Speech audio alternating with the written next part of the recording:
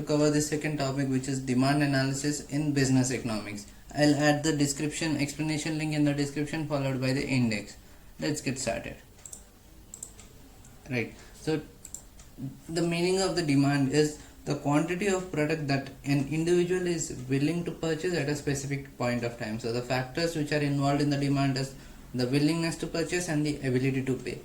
So one can exist without the other, but is of no use when we are talking about the demand that is actually existing.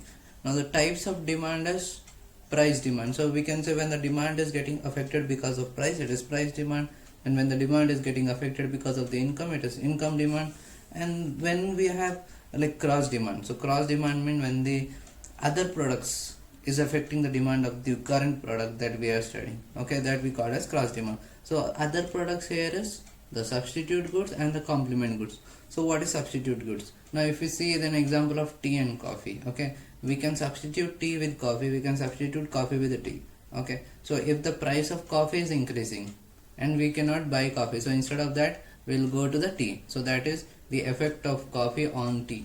So come and take example of complement goods. So here we can see one good cannot exist without the other. So if you are buying car, it means we have to buy petrol. So the how here price is affecting is if we can say if we are buying car, okay, in that case even if the petrol price increases or not, we have to buy because we have bought car, okay. Now if the price of the car is increasing, that is fine because we have not bought cars yet. So it is decision is still there in our hands. We can buy or we cannot buy. But if we buy, then we have to buy petrol. So overall complement goods, what it is saying is one cannot exist without the other.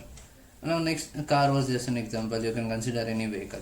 Next we have individual demand and market demand. So here we can say that okay, I am asking for iPhone. So how many eyes are there? So if I am the only person or there are some countable number of persons, then we call it as an individual demand. But there is a huge bunch of people who are demanding for something, then we can call it as a market demand. So we are saying the consolidated individuals are more in numbers, then we call it as a market demand. Now we have joint demand. So joint demand is a subcategory of cross demand which considers only the complementary part, not the substitute parts.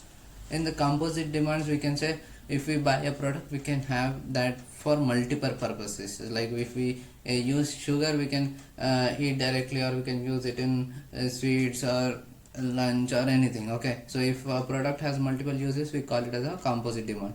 Next we have direct and derived common. So if a product available in the market and the consumer is directly buying it and using it, then we call it as direct demand.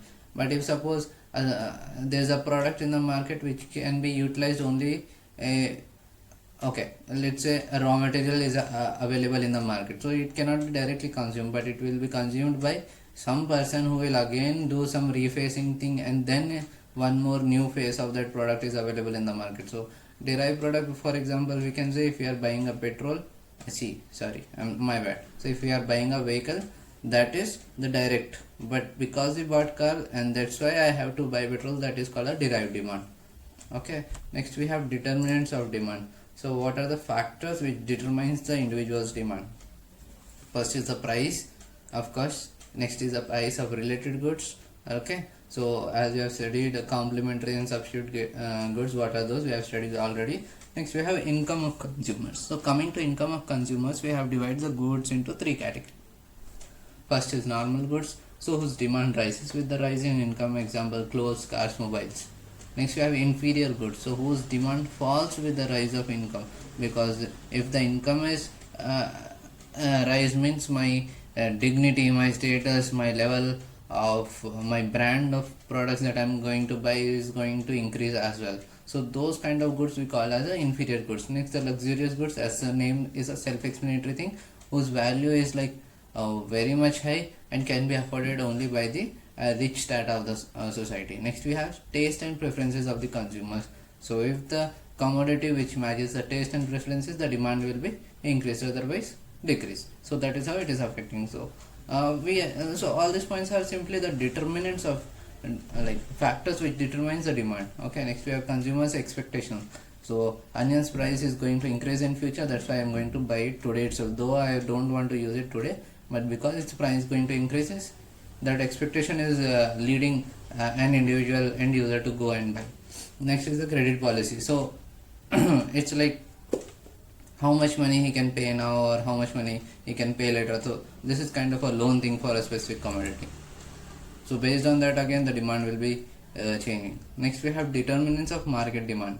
Okay, so here the size and composition. So if more is the number of population, more is the demand. If less is the population, again there will be a market demand. But if the demand is very less, then we cannot call it as a market demand, but it will call it that as a individual demand. Next is the income distribution. So if the income is distributed throughout the society as uniformly as possible, there will be more demand. Again, if the income is not distributed properly, people who had a good luck or who were in the, what we can say, who got the good amount of income distribution, only demand will be coming from those part of the population, so which will again affect the demand of market demand. Next we have climatic factors. So here we can say we can take an example of seasonal things, or we can take an example of earthquakes and all. Okay, so in that case is also market demand is getting fluctuated. Next is the government policy. So if suppose GST is coming and GST is more on some specific good compared to the other goods, then the demand of the goods whose price is getting increased because of GST, the demand for those products will be reduced. So that was just an example. Like this we have n number of other policies, government policies, which affect the market demand, like we have plastic bags, demonetization, etc, etc. So these are some of the determinants of demand, individual and market. Next we have law of demand. So this is the major point. So what law of demand says, that keeping all the other factors same except the price, if the fall in price of commodity happens, then it will lead to the increase in the demand of that particular product. That is, if the price is fallen, demand will increase. That's it. Now here the assumption is taken as income will remain same, consumer taste and preferences will remain same, price of related goods, population, consumer expectation, income of consumer, all will remain same, which is not the real case scenario. That will change. But if that is changed, then we cannot study what happens with the demand. So for the understanding purpose, we have kept all the other factors as constant and we are focusing on the demand factor. So demand function is calculated in terms of a function of price. So we'll see how the graph is changing based on the, how the graph of demand is changing based on the price in the later topic in the same video, when you are going to focus on the shift and the movements in the graph based on the shift and movement in the demand based on the price. Next we have demand schedule. Okay, so demand schedule states that it will give a tabular representation. Now in the tabular representation, what will be the content that we will categorize and discuss with respect to the two sub-factors, that is an individual demand schedule and the market demand schedule. So when coming to the individual demand schedule, we'll have two columns. In one columns we'll have the price, and in the other columns we'll have the quantities. So here we are saying that suppose Rahul, okay, for 1 rupee he is going to buy 100 quantity. For 2 rupees the demand will be decreased. As the price is increasing, the demand will decrease. So for 2 rupees he will buy only 50. For 3 rupees he will buy 25. So for 4 rupees he might buy 10. So like that, here we had only one column for how many quantities. Similarly, if we have multiple people, like for 1 rupee Rahul will buy 100, okay, Meena will buy 200. For 2 rupees Rahul will buy 50, Meena will buy 100. So if we have multiple people in the right hand side of columns compared to the price in the first column, then we call it as a market demand schedule. Now the curve for the individual demand schedule is the individual demand curve, and the curve for market demand schedule is the market demand curve. Okay, so it is like for each demand schedule we have each demand curve. Now coming to diagrams, you will be understanding at the end of this video. Okay, now why demand curve slopes down. So what I think is, let's cover that topic first, and then we can you can easily understand why the demand curve is sloping down. So we'll skip this topic for a minute, and exceptions, those we are going to study. Okay, so if you see in the diagram, we have price on the y-axis, we have quantity on the x-axis. So if you see Q and P is a point, and if there is an what we can say, if we go along the life, the quantity is increasing, okay, that is moving towards right, then the price is decreasing. So here we can say when the price is decreased, the quantity is getting, the quantity means the demand of the quantity is getting increased. Similarly, when the price is increased, so Q becomes Q2, that is quantity is getting decreased. So here the slope of the line is downwards. Okay, now that we are going to study why the slope of the line is downwards. But here when we are seeing the price is decreasing, means the demand is increasing, so that outward shift is known as the increase. And from the Q to Q2, that is when the price is decreasing, when the price is we can say what is happening at the Q2. Here we can say that quantity that is demanded is decreasing because the price is increasing. Okay, so now that we call as inward shift, that is decrease in the demand. So this was the outward shift and inward shift between the multiple demand curves. Now the same thing again, but here we are going to study only about single curve. Here if you have studied, Q2 is a different curve, Q1 is a different curve, but all are like 45 degrees, like the slope of all is same. Next we have expansion. So here we are going to study about only one curve, but if we can see again the same thing, because we are studying the same law, but here we are studying only about the one curve. So the downward movement means increase in demand. So increase in demand means the price is getting reduced from 25 to 30. So expansion, so increase, decrease, expansion or contraction, whatever we are saying about the demand, because that is changing with respect to the function of price. Now contraction means the quantity that is demanded is getting reduced from 100 to 70 when the price is increased from 20 to 25. So I think that from the graph that you are able to understand. So these was shift and movements and expansion and the contraction. Now why demand curve slopes down? So if you can see here, the slope is downwards. So why the curve is downwards? Because of the law of diminishing marginal utility. So what it is saying, that for every new one more new unit of a same item, the amount of satisfaction that an individual who is buying is having is getting reduced continuously. Okay, so because the satisfaction level is getting reduced for the every new item, the amount that you are going to spend on buying one more unit of that item is going to be reduced. Okay, so it's like you bought one item at 100 rupees. Now you got some satisfaction level, but to buy the same commodity, like one more unit of that commodity, and if you buy and if you consume it, the satisfaction level will be less. So what an end user does is, if you provide me the same product at lesser amount, only at that time I am going to buy. So this means the law of diminishing marginal utility is coming into picture. That is, for every new unit of the same commodity, the satisfaction level is getting reduced. So because of this, we can see the demand curve slope is negative, that it is going downwards. So assumption of this law is, again we have seen the taste and preferences. Okay, factors like price, taste and preferences doesn't change. Consumption is continuous, it means he or she is buying the same commodity again and again. Marginal utility of money remains constant. It means, again we can, the amount of satisfaction that we are getting on spending upon a specific amount will remain same.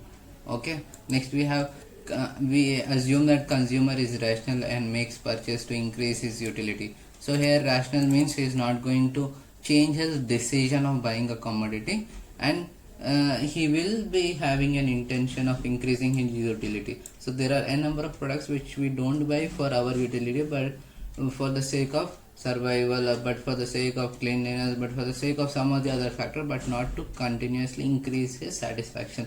But in this law we are assuming that he is going to buy the commodity without changing his intention, and he is going to have in mind to increase his level of satisfaction.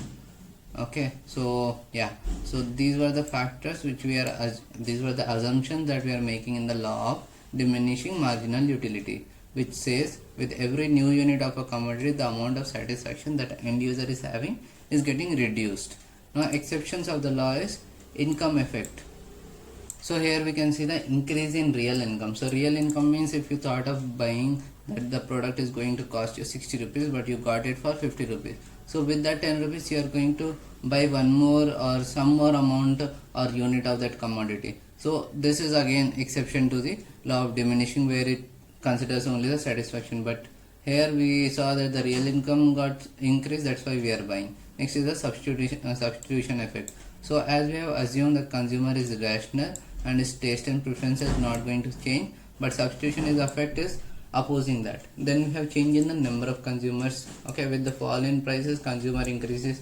So again it is opposed to the law. And then we have multiple uses of commodity. So this is the a composite good example that we have seen, that if the same product can be used for the multiple purposes. So in that case, even if the satisfaction is not coming to picture, but here we are considering a factor that it can be used for multiple purposes.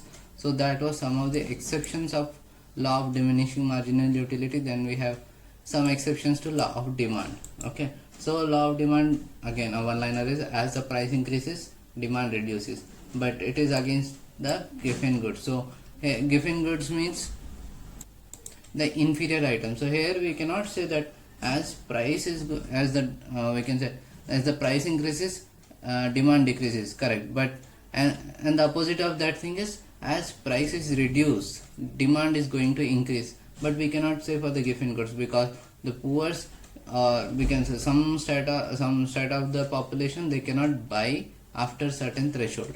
Okay, even if it increases or even if it decreases, they'll buy some level of okay, we can say some kgs of rice. Even if the price is increased, still the demand will not reduce, they will buy that. Okay, next we have articles of distinction or Veblen goods. So these are prestigious goods which we buy for the sake of status or dignity or whatever it might be, but it does not follow the law of demand. Next we have conspicuous necessities. So prestigious good which has become necessity now, for example mobile phones. So even if the price of mobile phone increased, so my phone is not working, I will not wait, I will buy it because that is become my necessity. Consumers ignorance. So here we assume generally if the price is more, the quality might be good. So that was just an example. So various such examples are there because of which we are going against the law of demand and buying something. Next we have situation of crisis, future price expectation. Like we have seen the example of onion and the current example like COVID vaccine and mask. So in these cases we are buying against the law of demand. So that was all about law of demand. If you have any queries with respect to law of demand, please write down in the comment section. I will have this link pasted in the description, and if possible I add some more picture so that explanation could be easy, like understanding could be easy. Yeah, that's it for now. Any queries, please write down in the comment section. Thank you.